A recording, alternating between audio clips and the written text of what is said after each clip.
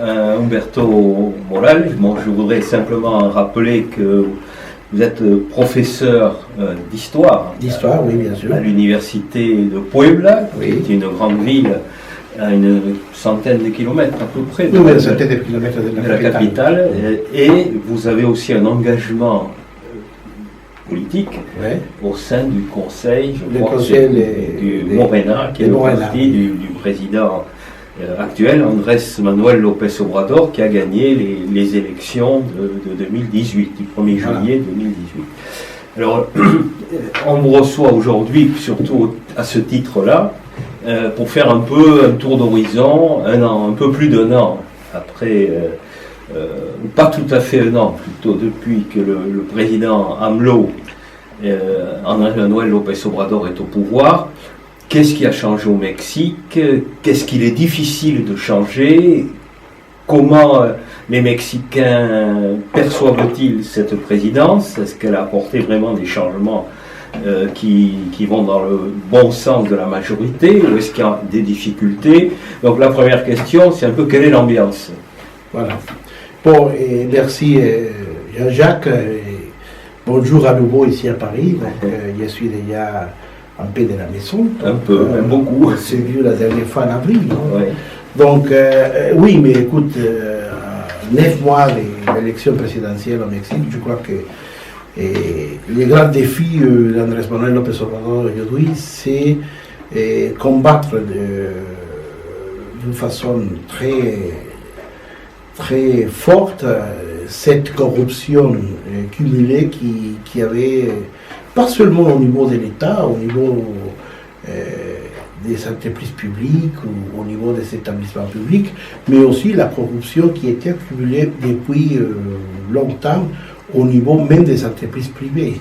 Et beaucoup des entreprises privées qui ont des capitaux pas forcément mexicains, mais aussi étrangères, des grandes entreprises transnationales établies au Mexique, qui avaient toute une histoire de corruption, surtout au niveau des impôts. Non? Les bilans impôts au Mexique, c'est vraiment très important parce qu'il y avait une fuite environ de 500% des impôts qui n'ont jamais été payés. Donc, si je comprends bien, ce qu'attendaient les Mexicains de cette élection, c'est pas une révolution, un changement du monde, c'est d'abord que c'est le nettoyage de la vie publique, une transparence de la vie publique et une transparence de business. Et où est-ce qu'on en est alors aujourd'hui sur ce dossier?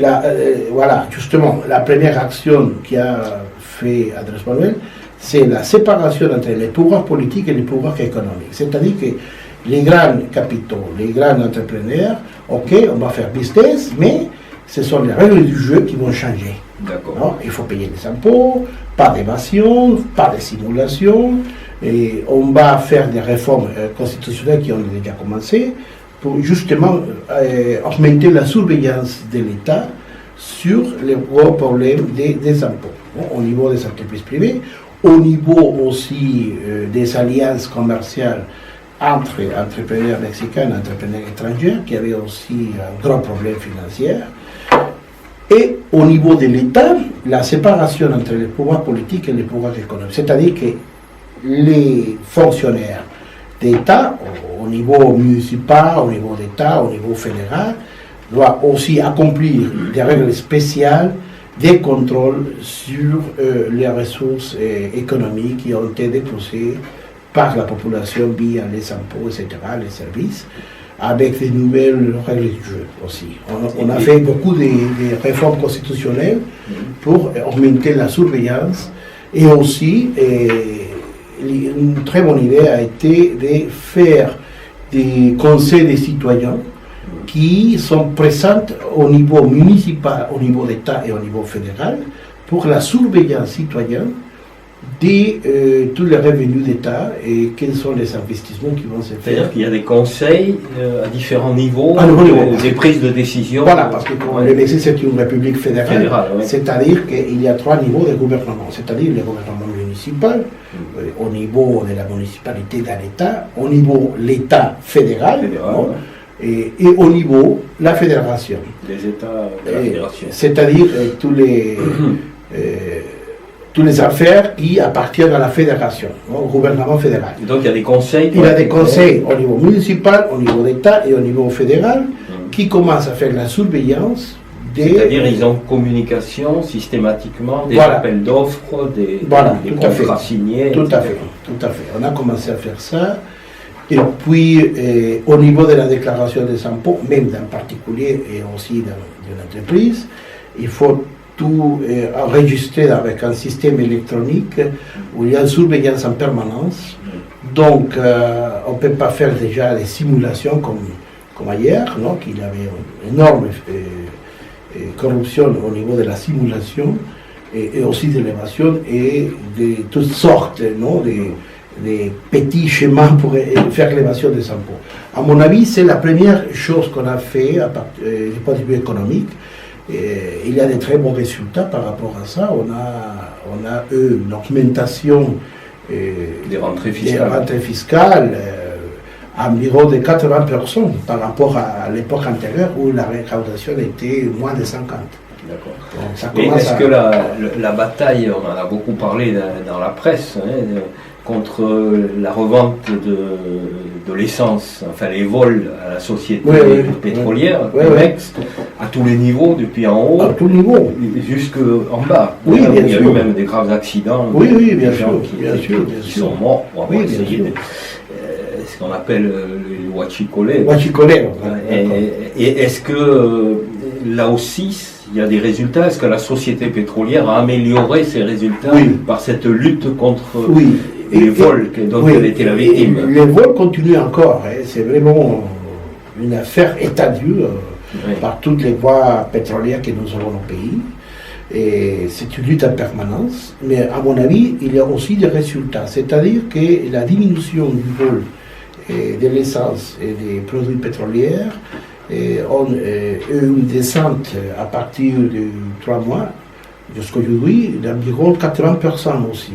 C'est-à-dire qu'il y a déjà une espèce de nouvelle appropriation de la compagnie Pemex qui commence à réagir, à réinvestir et à avoir des bilans positifs par rapport à la distribution des produits pétroliers. Il reste encore les huachicoleros qui se trouvent surtout au sud du pays, qui sont encore des voleurs professionnels, qui ont beaucoup des alliances, même avec les entreprises étrangères qui se trouvent derrière aussi. Non, c'était un gros business. C'était un gros business où tout le monde savait qu'est-ce qui s'est passé, sauf la société. Mais j'imagine qu'il y a des résistances. Il y a encore beaucoup de résistances, oui, bien sûr. Bien sûr, c'est un grand problème, mais heureusement, on a bien agi. Et c'est pour cela qu'on a décidé de créer la garde nationale, la nouvelle garde nationale. Et c'est une armée avec un contrôle civil qui, une de ses fonctions les plus importantes, c'est justement la surveillance de toute la production pétrolière qui fait la distribution nationale. Mais est-ce que là, alors là, on va parler d'un autre sujet qui a été un gros problème depuis de nombreuses années au Mexique, qui est celui de la sécurité publique, ou de l'insécurité publique. Mais est-ce que cette garde nationale qui est prévue pour la sécurité intérieure, est-ce qu'elle est en mesure d'être totalement mobilisée, ou est-ce que, en raison des pressions du gouvernement des États-Unis, le gouvernement mexicain actuel n'a pas été obligé de lui donner d'autres fonctions sur les frontières? En principe, la garde nationale, c'est une formation militaire sous un contrôle civil, spécialement pour la sécurité nationale, la sécurité intérieure, la sécurité publique.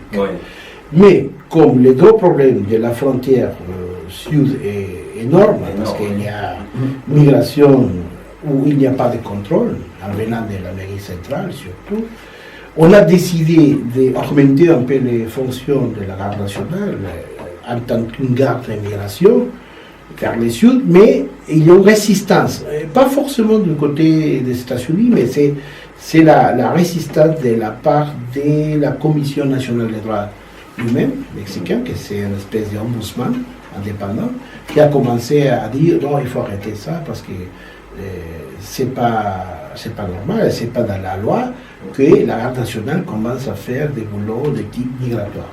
Parce que la migration, comme vous le savez, la migration internationale au Mexique, c'est pas une affaire pénale, c'est une affaire administrative. Non, ça change beaucoup par rapport aux États-Unis, parce qu'en États-Unis, la migration illégale est sujet de la justice pénale, c'est un acte criminel aux États-Unis, tandis qu'au Mexique, ce n'est pas un acte criminel, c'est une faute administrative.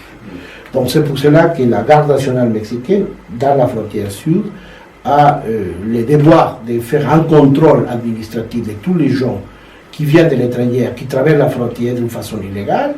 Et il y a deux possibles solutions. La première, c'est vous pouvez rester au pays, régulariser votre situation, si vous trouvez un emploi au Mexique. Mais si vous savez comme le destin final de votre traversée ou de votre migration, les États-Unis, ce n'est pas possible. Non, il faut retourner à la frontière. Ce sont les actions qui commencent à faire la garde nationale aujourd'hui. D'une façon un peu illégale, parce que c'est vrai qu'au niveau de la loi, ce n'est pas la fonction de la garde nationale avoir un devoir migratoire. Ça revient à dire quelque part que la souveraineté mexicaine est sous pression. Et sous pression. C'est pas nouveau. Oui, c'est pas nouveau. C'est pas nouveau, mais avec le président actuel, ça a pris une dimension beaucoup plus forte qu'il y a quelques années avec Donald Trump. Oui, mais il faut dire de toute façon que le chancelier mexicain, Marcelo Ebrard, a fait un très bon coup diplomatique parce que, par contre, de tous ces types de contrôles irréguliers dans la frontière sud, les Mexicains ont décidé de ne pas avoir le statut de tiers pays de sécurité des États-Unis. Le chancelier mexicain a dit non, nous n'aurons jamais joué le rôle d'un pays tiers pour tous ces étrangers qui demandent d'être assimilés aux États-Unis. Si les demandes d'asile des États-Unis doivent être faites dans une frontière n'importe quelle en dehors des États-Unis, alors ce type de tramitation doit être fait à la frontière sud avant de traverser le territoire mexicain.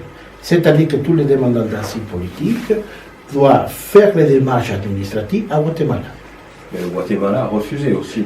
Guatemala a refusé à première vue, mais après, le gouvernement de Guatemala a décidé de faire ça à condition d'avoir une aide spéciale du gouvernement des États-Unis. Et alors là, il y avait eu, je me rappelle, en décembre, et ça avait été une des premières décisions du président, qui avait été apparemment acceptée par les États-Unis, qui avait été de dire, bon, d'accord, il y a une urgence migratoire, mais il faut essayer d'assécher les flux à l'origine, et donc avoir des programmes de développement pour les trois pays d'Amérique centrale les plus concernés, le Guatemala, l'Honduras, le Salvador, et apparemment les États-Unis avaient décidé de mettre de l'argent sur la table, comme le Mexique, je crois. Il y a eu plusieurs rencontres entre le président mexicain et ses homologues, et des annonces. Où est-ce qu'on en est de ce projet d'aide à l'Amérique centrale? Le projet continue parce que... Mais avec le soutien financier des États-Unis et du Mexique aussi. Oui, du Mexique. Mais est-ce que les États-Unis ont confirmé leur soutien financier? Ils ont confirmé. Ils ont envoyé des fonctionnaires américains à la frontière à Guatemala pour commencer à régler un peu les problèmes de la migration de tous ceux qui demandent l'asile politique. Et ils ont commencé aussi à faire des prêts et des financements de l'économie de Guatemala, El Salvador et Honduras. Et le Mexique a commencé à financer un peu services publics de l'État à Guatemala et El Salvador, 30 millions de dollars peut-être, quelque chose pareil. Et le programme continue, c'est-à-dire que le Mexique va faire un système de développement régional avec les trains Maya et avec beaucoup d'infrastructures qui va être bâti entre l'isthme de Tehuantepec et la frontière avec Guatemala. Et c'est un investissement exclusivement mexicain. Et les Américains vont continuer un peu les investissements à partir de la frontière de Guatemala jusqu'au Panama. Et le président mexicain avait annoncé également un développement des investissements importants dans le sud. Oui. Le train Maya, il y avait des problèmes de reforestation, etc. Est-ce que ces promesses sont en train d'être réalisées ou est-ce que c'est encore à l'étude? Non. Et l'étude était déjà finie il y a un mois. Ouais. Ils ont commencé déjà à travailler. Donc, à mon avis, c'est un projet qui va se faire. Hein. Il est vrai qu'il y a des problèmes du point de vue des ambientalistes, non, qui commencent à dénoncer un peu qu'il faut faire attention parce que ce sont des territoires, pas seulement de l'habitat des habitants indigènes qui se trouvent sur place, mais c'est aussi une région tropicale des grandes forêts qu'il faut faire attention. Donc apparemment l'étude structurelle qui a été faite par les entreprises mexicaines qui vont commencer à travailler sur place, et à la fin ils se sont dit non, c'est pas grave, on va faire une route qui respecte un peu, je ne sais pas, les pourcentages de respect sur l'ambiance, la nature et aussi les populations indiennes qui se trouvent à côté. C'est un problème un peu délicat, à mon avis, c'est pas trop évident, mais ils ont déjà commencé les travaux. Mais est-ce que l'État a les moyens financiers? Oui, parce qu'ils ont commencé à faire beaucoup de réformes structurelles du point de vue financier, les problèmes de Huachicol, les problèmes de l'évasion fiscale, et les problèmes aussi de l'aéroport, qui avait un gros problème parce que les projets de Texcoco, c'était un projet... Le projet du grand aéroport au nord de Mexico. Oui, on va faire un aéroport, une base militaire qui s'appelle Santa Lucia, avec des sources exclusivement mexicaines. C'est l'armée d'État qui va commencer les travaux des nouveaux aéroports. Donc apparemment il y a de l'argent pour commencer à faire des investissements sur place dans la frontière sud, mais aussi avec une alliance qui est très récente, qui a été annoncée par le président de la République avec les entrepreneurs les plus puissants du Mexique, Carlos Slim, Rome et quelques autres qui sont une dizaine d'entrepreneurs qui sont très puissants parce qu'ils sont les grands patrons des transnationales mexicaines qui sont très importants dans l'Amérique centrale et l'Amérique du Sud, qui ont accordé avec le président de la République de faire des investissements justement pour la frontière sud. Derrière tout ça, il y a un problème. Enfin, il y a la transparence, les rentrées fiscales, le soutien aux entreprises nationales mexicaines. Mais j'ai regardé les perspectives de l'OCDE.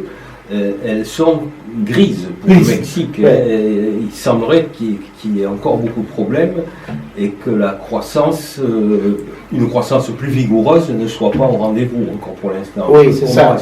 C'est le bilan de l'OCDE. Qu'est-ce qui se passe? Et très récemment, le président a fait un petit bilan, une espèce d'évaluation des résultats de l'OCDE. Il a dit que c'est vrai qu'il y a un ralentissement de l'économie mexicaine, que la croissance cette année va augmenter moins d'1%, ça c'est vrai. Mais par contre, il a dit que, et aussi le ministère de l'économie a déclaré que oui, c'est vrai qu'au niveau de la croissance économique, on va faire une augmentation très modeste, mais c'est parce que le Mexique va commencer à faire un programme de développement régional. On va beaucoup investir des sources d'État et aussi privées dans l'expansion de l'infrastructure mexicaine. C'est-à-dire que la croissance va être pas assez vite comme on voulait le faire. C'est-à-dire que la croissance va être entre 1 et 1,5% à partir de l'année prochaine. Mais qu'après, il va y avoir un essor de l'économie parce que l'idée, c'est d'abord établir les bases structurelles pour lancer les marchés intérieurs, qui est très important et très urgent au Mexique, parce qu'il n'y avait pas un marché intérieur au niveau de une politique du pouvoir d'achat keynésienne. Une politique post-keynésienne, à mon avis, parce que c'est pas keynésien, parce que l'État, c'est pas les grands patrons, c'est pas l'ancien propriétaire. Non, à mon avis, c'est pas ça le projet. Mais il va y avoir du pouvoir d'achat qui va quand même être donné, c'est l'idée, si je comprends bien, à ceux qui n'en avaient pas les moyens. Voilà, tout à fait. L'idée, c'est d'augmenter le pouvoir d'achat. contrôle les prix au niveau de l'expansion des marchés intérieurs, Oui. mais la privatisation des entreprises qui ne sont pas stratégiques pour l'État va continuer. C'est pour cela que c'est un modèle plus proche à un modèle post-keynésien, c'est-à-dire qu'il faut pousser un peu l'économie privée, et augmenter un peu les moyens d'achat et augmenter un peu les salaires des plus pauvres, c'est-à-dire qu'il faut avoir une espèce d'équilibre entre les taux de la population la plus riche et les taux de la population la plus pauvre. Bon, et de ce côté-là, l'idée, c'est justement de relancer la possibilité d'achat. Mais est-ce qu'il n'y a pas un des gros problèmes de l'économie mexicaine? Est-ce que ce n'est pas la dépendance du marché des États-Unis? Voilà. Oui, jusqu'aujourd'hui, plus de 90% de nos exportations arrivent aux États-Unis. C'est un vrai problème parce que c'est une dépendance sur un marché énorme, mais par contre, on a besoin d'augmenter aussi la possibilité de la consommation locale, avec des produits locaux, avec des entrepreneurs locaux, etc. Bon, je crois qu'il va falloir qu'on arrête l'enregistrement, on arrive au bout de ce qui est permis. Simplement, une dernière petite question. Il semblerait que le président, comme lorsqu'il était maire, n'ait pas l'intention de voyager à l'étranger. Comment on peut expliquer ça? Pas pour l'instant. Hein. Non, mais quel est le... À mon avis, j'ai l'impression qu'il préfère relancer un peu la politique extérieure à travers la chancellerie. C'est Marcel Ebrard qui va avoir un protagonisme important. C'est lui qui va faire les discours à l'Assemblée des Nations Unies. C'est Marcel Ebrard qui va être là, pas le président. Je pense qu'il va voyager. Je pense qu'il va commencer à voyager après le référendum de 21. Je pense. Du référendum? Il va avoir un référendum sur la présidence de la République et à partir d'aujourd'hui à 300. C'est lui qui a fait ça parce que c'est une demande de la population. Et quelle est la question qu'il va proposer? Il va proposer, si son gouvernement est encore légitime, il continue. Ce n'est pas légitime, il laisse la présidence. Bon, eh bien, on va terminer nous aussi sur le référendum. On va laisser on va couper l'enregistrement. Merci.